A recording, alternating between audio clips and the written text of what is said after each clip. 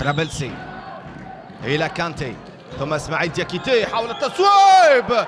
جول جول جول جول جول جول جول. هدف أول من اسماعيل دياكيتي لفريق النادي الرياضي الصفاقسي. هدف أول، تصويبة قوية ولا أروع، زلزال في شباك الحارس عزيز السلامي، تصويبة من بعيد، الثالثة ثابتة من اسماعيل دياكيتي بعد تصويبات كل من حسين علي وموسى كونتي. اسماعيل دياكيتي يفتتح التسجيل لفتى النادي الرياضي الصفاقسي. معطى جديد، معطى آخر، هو امامنا الإعادة، تصويبة تقريبا ملعوبة لكرة أشرف الحباسي. حكم هيثم القصعي سيعود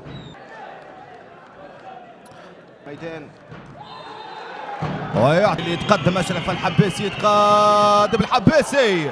جول الهدف الثاني، جول الهدف الثاني للنادي الرياضي الصفاقسي. حباسي يمضي على الهدف الثاني للسي اس اس في آخر دقائق هذا الشوط الأول، في آخر لحظات هذا الشوط الأول. هدف ثاني للسي اس اس من ركله جزاء باقدام محمد كانتي. كانتي توصل الى دياكيتي، حاول مرور دياكيتي، الباسوريتري موجود ولا كوره حسين علي، ماذا يفعل حسين علي؟ والهدف الثالث، جول جول جول جول جول. هدف ثالث للنادي الرياضي الصفاقسي، زياده الشباك، هدف ثالث للنادي الرياضي الصفاقسي. 3 أهداف للصفر للنادي الرياضي الصفاقسي. حسين علي يستغل بهته في دفاعات الاتحاد.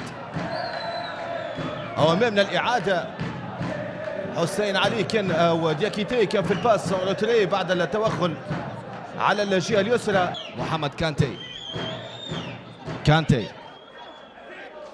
كانتي قدامه المدافع، التصويب والهدف الرابع.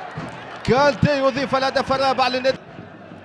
رباعية في 57 دقيقة، كان خذا مكان عزيز السلامي، وهدف رابع.